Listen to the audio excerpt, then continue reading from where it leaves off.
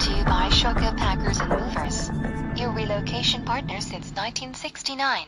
Hey, what is going on, guys? Lon here from Android Authority, and we were expecting to see two Galaxy S6s here at MWC 2015, and that is exactly what we got. So let's go ahead and take a closer look at the Samsung Galaxy S6 Edge.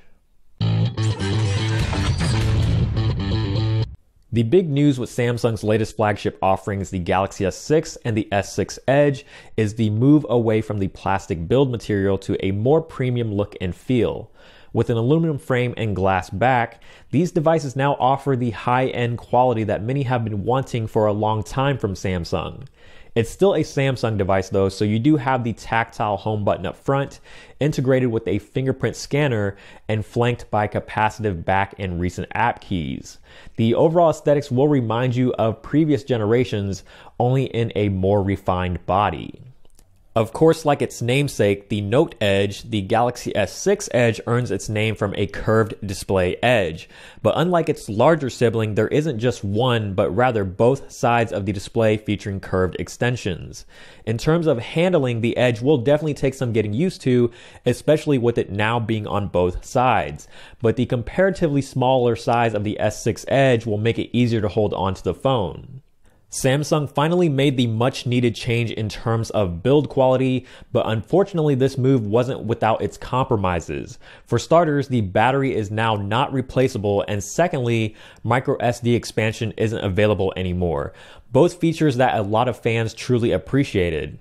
And finally, because of how thin the device is, the camera module at the back does tend to stick out a little bit, which could be a problem when placing the device on a flat surface. It'll be interesting to see how fans react to these changes to accommodate the premium build quality, but as far as the look and feel in the hand goes, there's no denying that it's a big improvement. Save for the edges, things are mostly identical between the S6 and the S6 Edge. When it comes to the display, the Edge also features a 5.1-inch Super AMOLED display with a Quad HD resolution, resulting in an impressive pixel density of 577 ppi. As is always the case with Samsung displays, you get deep blacks, bright and vivid colors, great contrast, brightness, and viewing angles. Again, like the S6, the Edge iteration also packs an Exynos 7420 processor backed by 3 GB of RAM. Samsung flagships are always on the cutting edge when it comes to power, and things are no different this time around. Along with an improved experience on the software side of things, performance should be of no issue for this smartphone. In other hardware, you get either 32, 64, or 128 gigabytes of onboard storage, but as mentioned, it is not expandable any further. A full suite of connectivity options are available, and making its way from the Galaxy S5 is the fingerprint scanner up front, integrated into the physical home button, as well as the heart rate monitor, which can be found next to the camera module. When it comes to the battery, the S6 Edge packs a rather small 2600 mAh battery, but it's still bigger than the normal S6. While the battery capacity might result in some concerns, especially with it now powering a Quad HD display, the new Exynos processor is said to be quite frugal in its power consumption, so things might not actually be too bad when it comes to the battery life. While the battery is not removable, it does come with fast charging capabilities, with Samsung claiming that you can get up to 2 hours of video playback time back after charging the device for just 10 minutes.